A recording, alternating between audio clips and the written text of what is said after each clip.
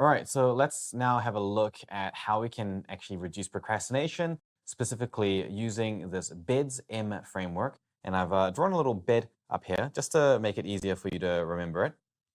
And this is it's just a very small, very simple framework. It's something that's relatively basic. I'm going to go into a more comprehensive framework that many of you may already actually know of anyway, called the peer-peer system later on. But this is something that I think if you're really just a total beginner and you just want to get a handle on procrastination much more quickly, this is just some basic guidelines that you should definitely follow. Now, okay, here's the thing, is that the system that I'm going to teach you, this kind of checklist that you can go through, the BEDS-M checklist, it works. It actually works. And when I say it actually works, I really mean it seriously works. As in, if you do it, you will remove procrastination.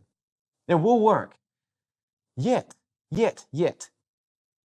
I get about probably 30% of students not finding success by using this. Okay, so there's about a 30% failure rate on this technique. Yet I'm saying that this, like pretty much, like maybe not 100%, but like 99.9%, this will work. So what's the deal? Why is there a 30% failure rate? Okay, the reason is every single one of these people that fail, without exception, as in across the thousands of students that I've worked with, I have never, ever seen someone who was in this 30% failure rate that actually used it fully. They're usually like, oh, I'll just use the B. Or I'll just use the B and then the D. Oh, that should be enough for me. And then a month later, I might email them and say, hey, how's everything going? How's your procrastination? And they're like, oh yeah, no, it didn't really work for me. And then I'll tell them, hey, can you give me your work? Let me review it. What's going on? And they'll send it to me. And it's like, my friend, you have used 40% of the system. Why are you only using 40% of the system? Do you care that little? Are you that unwilling to take control over your life so much that you're willing to just sacrifice all of your productivity for it? So you need to kind of take this seriously, and you need to sort of take yourself seriously a little bit as well and really be in control of your actions and sort of take ownership for it. Mum's not going to come help you and save you. It's up to you.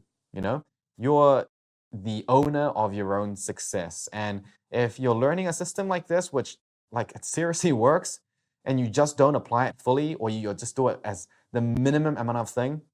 And I know that when you're going through school, there's a tendency to learn to do the minimum amount of work. Okay? The minimum, the bare minimum that we need to do. But this is not the time to be doing the bare minimum. This is your life we're talking about. Again, it's a skill. It's not a subject. No one's going to assess you on this except for yourself 20 years from now, looking back at whether you regret the way you lived your life. So don't do the bare minimum. Do the maximum. Do your best. Really try hard. Don't just say you're someone that works hard. Actually put the proverbial money where your mouth is and, really sink your teeth into this and give it a go. So anyway, little rant over. Let's get into the BEDS-M system and actually go through what it is. A few pictures to indicate to you what each thing is. You may recognize a few things. You may have ideas about what they are, but let's get into it. So the first thing, the B here stands for burnt ships or burn the ships. Okay, the burnt ships strategy. Now, there's some interesting history behind this. It comes up in a lot of war manuals. It's come up in a very famous book called Art of War by Sun Tzu, which is, listed as one of the greatest books that's ever written. It's literally a manual for war written by a Chinese war general, like a very long time ago. But this burnt ship strategy, actually, as far as we know, originated from a guy called Cortez. And in summary, what he said was that he was invading a foreign land. And when his soldiers arrived on shore, what he told them was, men, burn the ships. And so they arrived on this foreign land to invade.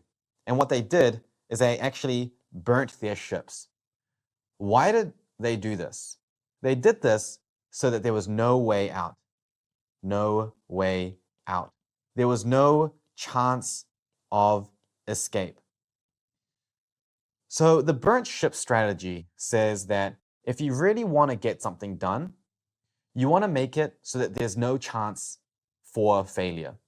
If you screw it up, there's no escape. There's no consolation prize. There's not a lot of times when you're studying and when you're at school where you can like burn your ships. You can't like get to school and say, Mom, I need you to blow up the car now. That's not how it works. It's like you get to school and then you burn your house down. That's not what I'm telling you to do. What I'm saying is that you want to make the consequences of failure higher, something that you truly fear. So let's use a very simple example, okay? You need to go home and you need to study. So let's say that you're planning on studying at 5 p.m. and you want to get 2 hours of solid work done that evening, and you're planning on doing that between 5 to 6 p.m. And then after dinner, maybe you're planning on doing that from 7:30 till 8:30 p.m. That's your goal. This is your goal for the day. Now, if you really want to make sure that you get this goal done, what you might do is you might tell your parents that this is your goal and to check with you afterwards. So here are some ideas. Get your parents to check that you did this. Tell your friends. And you have to send your friends some photos that you've done it. And if you don't send your friends the photos, or if they think, I'm not really sure if you really studied, you might even get them to actually even quiz you so that, they know that you actually sat down and properly learned it. You didn't just cram through and write a bunch of notes. So you might get your friends to do that. And you might say, if I don't, I owe you one massive favor, or you can make me do any kind of dare and you have to do it. And you've got social punishment if you don't do it.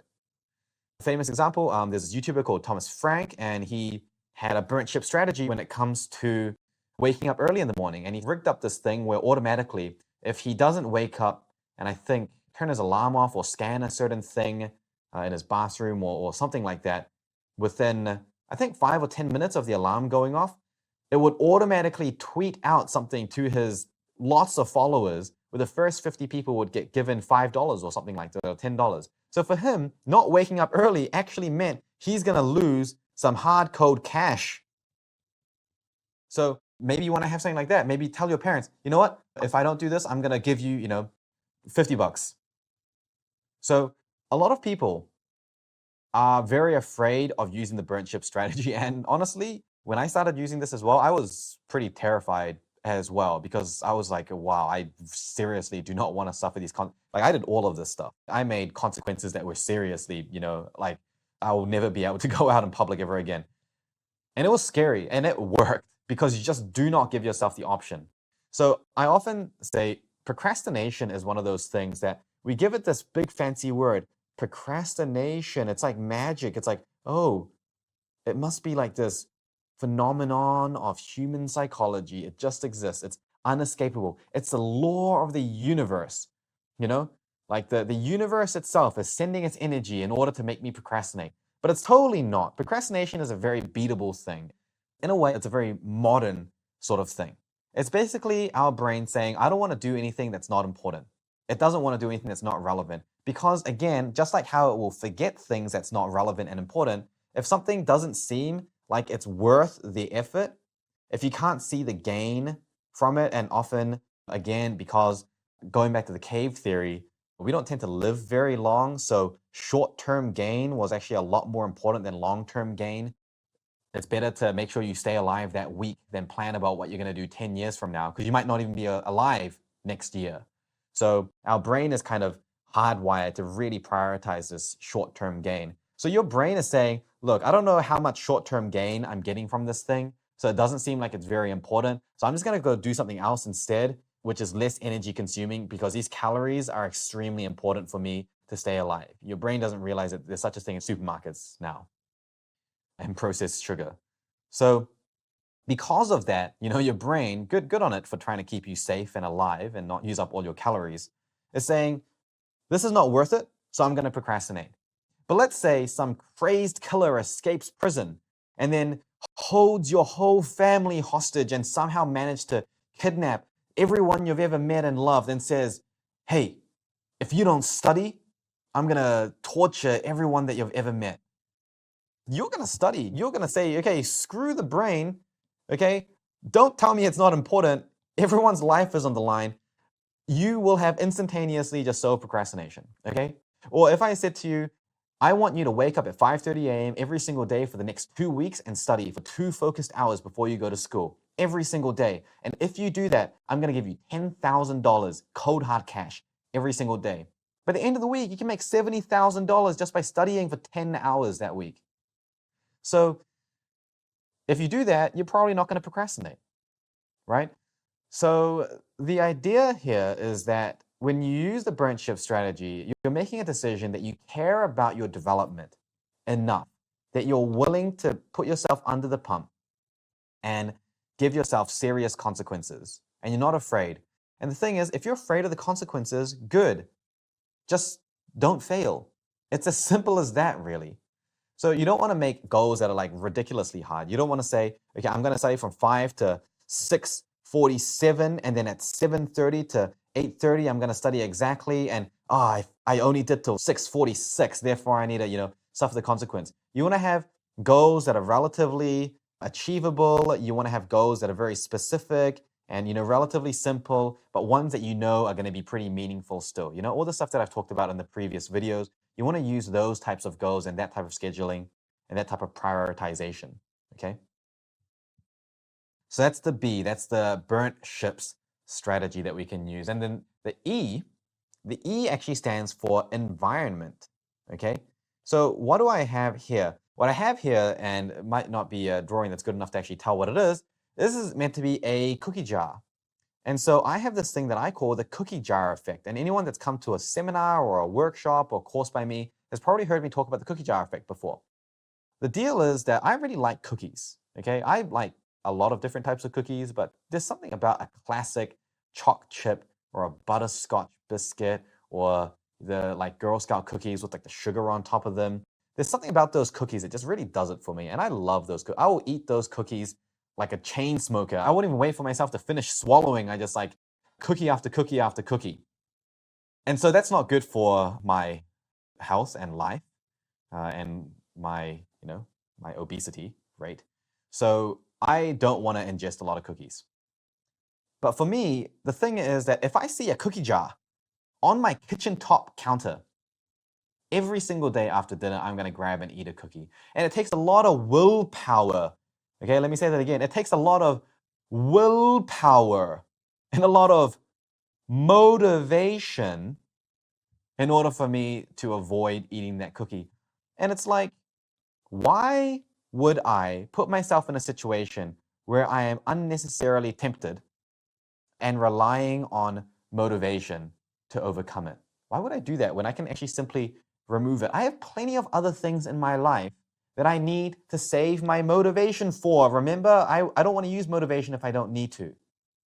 So the solution is not to overcome and have self-control not to eat the cookie. The solution is not to have cookies, not to have the cookie jar. So the cookie jar effect means that what we're doing is we're going to set up the environment to be conducive of success. If next to your studying desk, you have your phone, and then you've got your PlayStation or your Xbox, and you've got your TV, and then, I don't know, like your dog sleeps next to you, and you're like, time to do some nice relaxing study. And you've got distraction here and here and here, and then out the window, you've got another one. The chances of you actually getting stuff done is much, much lower based on the fact that you now need to use willpower to overcome this and this and this and this and this. So that is a situation where you're using up a lot of willpower just to get stuff done. So remove the cookie jar. Get rid of these cookie jars. Study somewhere else. Put your phone away. Give it to your mom. Make it part of the consequence. Give it to someone else. Use a website blocker so that it's not distracting you. Use an incognito mode, on your browser so that when you go onto YouTube to look for educational content to help you study, you're not met straight in the face by PewDiePie or whoever your favorite YouTuber is telling you to watch his newest recommended video. You got to remember, YouTube is an entire website where they're putting millions of dollars into making you stay on that website and watch video again, again, and again, and again. And the same with things like Netflix.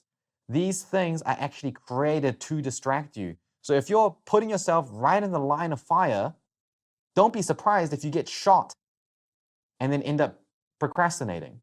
So use things like incognito, where you're not signed in, where you're not going to have to see these recommended ones. And instead, you just see those random recommended ones that show up when you log in as a guest and you think, who actually watches all these things? When you study, study in a different room entirely. One of my students, actually Olivia, the student that I gave you the story about before, she actually studied in a garage. Yes, literally, she moved a desk into her garage and studied in there because there was nothing else to do.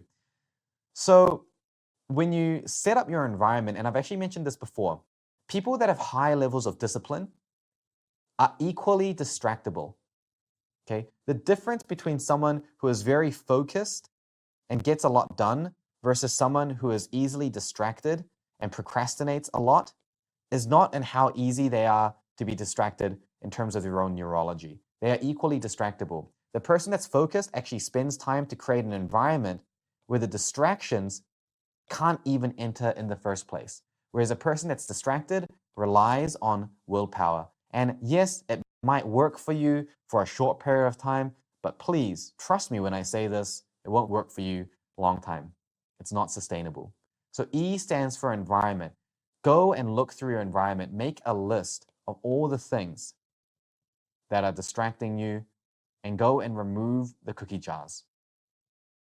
D goes on from that.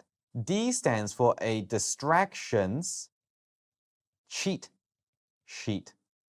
So a distractions cheat sheet is a really simple, very easy thing to do. Literally all you're doing is you're getting a piece of paper and you're going to have it next to you while you're studying. Every time you get distracted, you're going to write onto this cheat sheet what it was that distracted you. Okay, what was the distractor? And that means that the next time you can take this information and set up your environment so that distractor is removed.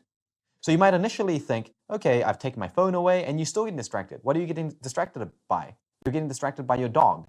So don't study next to your dog. And I'm sorry, you can't study next to your dog if that's distracting you, because it's more important. You can't take care of your dog if you're too stressed out because you're failing your exams, okay? In order to look after your dog, you need to study away from them. So a distractions cheat sheet, super, super easy. You can look at all the things that are distracting you.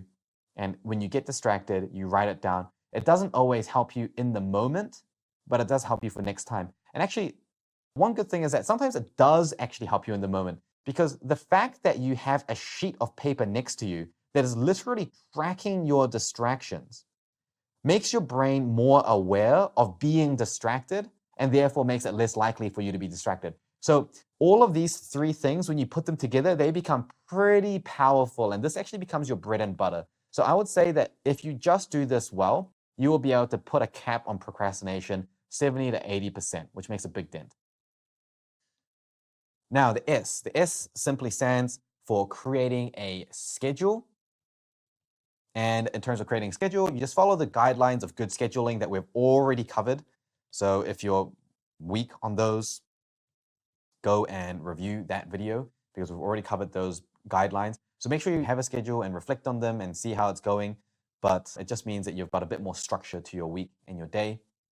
And the final thing is the M, which stands for minimum viable goals. And this is one of my pride and joys. A minimum viable goal is, okay, this is the definition of a minimum viable goal. It is the easiest and most achievable step towards your goal. Okay? The important word here, or words, is the easiest and most achievable. So a minimum viable goal, by definition, is achievable because it is always easy enough to be achievable. So let me give you an example. Let's say that your goal is to study maths for 2 hours. This is your goal. Okay. Now, your brain, again, because it's like, oh, is this really worth it? I don't know if this is going to be giving me the short-term dopamine hit of gratification that eating a massive cheeseburger or playing a game with like bells and whistles and ding ding sounds is going to give me. I don't know if it's worth it. Maybe I'll just procrastinate instead. Your brain is going to think that when it looks at 2 hours, it's like 2 hours and 2 hours, it's going to be that meme where you see that person's face and then like maths is like flying everywhere. Like in 2 hours, I could play the game for like 20 minutes. And then, in that time, I could have actually like done this and I could have done this. And like, I'm losing so much opportunity within this 2 hours. You don't want your brain to think about 2 hours. So what you do is you break this goal down into the minimum viable goals. So instead of 2 hours, you say, okay, well, look, forget about 2 hours. Let's just do 1 hour first. And then after I do 1 hour, maybe I'll feel good and I'll do an hour and a half. And after I do an hour and a half, maybe I'll feel good and I'll do 2 hours. But you know that you're never going to be able to get to doing 2 hours without doing 1 hour anyway. So it's like, all right, I might as well, if I schedule to do 2 hours over here, well, look, I never know if I'm actually going to get it done. Just because I scheduled 2 hours over here, if I procrastinate for an hour and a half, I'm not getting 2 hours of study done, right? That's a given. So I need to make sure I just overcome procrastination. So whatever, I plan to do 2 hours, but really, let's just be happy with doing 1 hour. And after that, maybe I'll feel good and I'll do an hour and a half, and then maybe I'll do 2 hours. So the idea, the hope with this is that we will eventually be able to do the 2 full hours. But you don't want your brain to realize that you're wanting to do 2 hours. You want to tell it like, look, we're not doing 2 hours, okay? Listen to me. Look at me. Look at me. Look at me. Deep in the eyes. We're only doing 1 hour. Trust me. We're only doing 1 hour. And when we get to 1 hour, you say, look, just 30 more minutes. Pull through. Just 30 more minutes. And then you say, you know what? We're so close. Let's just do 2 hours. And this is what you want to do with your brain. You want to like trick it and lead it on. But actually, 1 hour is a lot as well. So why not actually just focus on doing it for 15 minutes, all right? 15 minutes. And you might think, 15 minutes? I can't do any real study in 15 minutes. That's not the point. That's not the point. You don't have to worry about getting any real study done in 15 minutes because the reality is, if you procrastinate, you don't get any study done in any amount of time. Doing 15 minutes now is at least better than spending 30 minutes procrastinating and not getting anything done and feeling super cruddy afterwards because you just procrastinated your entire life away.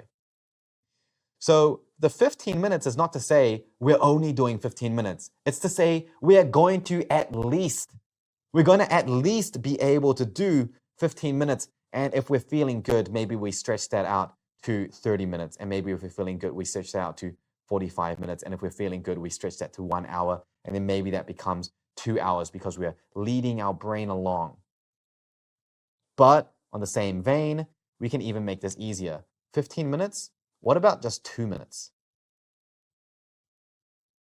What about not even 2 minutes? In order for me to start studying, because that's the hardest part, right? Just getting started. What if all I need to do is sit at my desk with my books out? In fact, what if all I need to do is just sit at my desk? In fact, what if all I need to do is simply stand up from, if you're not at your desk already, if you're on the couch, what if I just need to stand up? In fact, what if all I need to do is look away from whatever I'm doing right now? And this is the minimum viable goal. This is the thing that takes 0.0001% motivation. This is the plan that was on the bottom of the curve.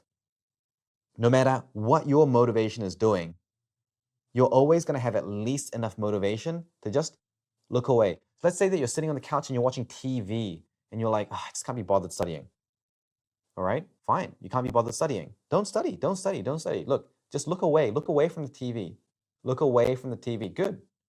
Now, all I want you to do is while you're looking away, reach for the remote, just turn the TV off. You can turn the TV back on, all right? Don't worry, brain. We're not going to study. We're certainly not going to study for 2 hours. We're just going to stand up. Okay, we're going to go sit at the desk. As soon as we sit at the desk, I promise, we're going to go back to the couch. All right, brain, listen to me. We're going to sit at the desk and we're going to go back to the couch, turn the TV on. We're going to watch TV again, okay? This is nothing. It's just, we're going to spend 30 seconds, look away, turn the TV off, stand up, sit at the desk, and then we're going to go back. That's it. We're just going to do that. But look, we're at the desk anyway. Let's just get the books out. Let's just get the books out. We'll just get the books out. As soon as the books are out, I'm not even going to put the books away. We're going to go back to the couch and we're going to watch TV again. That's fine. But since the books are out, let's just study for 2 minutes, just 2 minutes, okay? I promise, just 2 minutes, and then we're done. And we're going to go back. I swear on my life, we're going to go back and watch TV again. Look, we've already done 2 minutes. Why don't we do 10 more minutes? Why don't we hit 15 minutes? And then we're going to feel kind of good. We did some study. Why don't we, we've gotten into it. And honestly, by this point, you're going to get to 30 minutes, 45, maybe even an hour. Even if your goal was to ultimately do 2 hours, if you only end up doing 1 hour, or maybe even only 30 minutes, you might think that that's a failure, but it's not. It's not a full win, because a full win would have been 2 hours, but it's almost a win. Because when it comes to procrastination, what is the hardest part? The hardest part is here. The hardest part is starting. We want to train our brain. Remember, we're always thinking about training our brain. We want to train our brain so that we get used to just starting. We want to turn that into finish my sentence, we want to turn it into a habit where we're doing it on autopilot, okay? And by doing this, okay, if we do it one time and we're only able to get to here, that's fine. As long as we started, we trained our brain at least a little bit. The next time we might get to here. But that's good. That's good. Because we trained our brain. And then over time, this becomes easier. It becomes easier, and now it takes very little effort, almost no effort, to at least just start studying. It takes very little effort just to start. Now what we need to focus on is going for a little bit longer, until it's easy to study for 1 hour. What we need to focus on is getting to 2 hours. Until it's easy to study for 2 hours, we need to focus on studying for the entire day. If we want to, which, you don't need to if you study efficiently. So this is the way that it works, is that we're building the habit, we're building it one step at a time. We're saying we can't get to the mountain without having the first step there sorted first. We can't start studying if we're not even at our desk. So there's no point thinking about studying until we're even at our desk. Okay? It's not about what you're able to get done at each step. It's about training our brain to turn the process of just starting into a habit, something that we do on autopilot. And eventually, you won't need to even think about this. Eventually, this will become very easy. And eventually, we won't have to think about it at all. We'll simply be able to sit and start and get into it. And I can honestly say that for me, and a lot of the I Can Study team, and a lot of our students, in fact, as well, we don't procrastinate. We legitimately just never procrastinate because of the fact that we don't require motivation. We have environments that are highly focused. We keep each other accountable. And most importantly, we do the work that we need to do because it's a habit and we're used to it. And we are not creating a habit out of procrastinating. So use the BEDS-M system and remember, 30% failure rate, but only when you don't use it. And it's extremely rare for me to see someone that used this entire system and still was not able to put a cap on procrastination. Often, what I see is that people they're too afraid of this and they don't do it. Or they don't prep the environment as seriously. They kind of just say, oh, I'll put my phone on my bed behind me. Don't underestimate your ability to procrastinate. You are a professional procrastinator. Be honest with yourself. If you put your bed behind you, you're still going to get up and go get it. You need to put your bed somewhere that you are afraid to go and touch. Okay?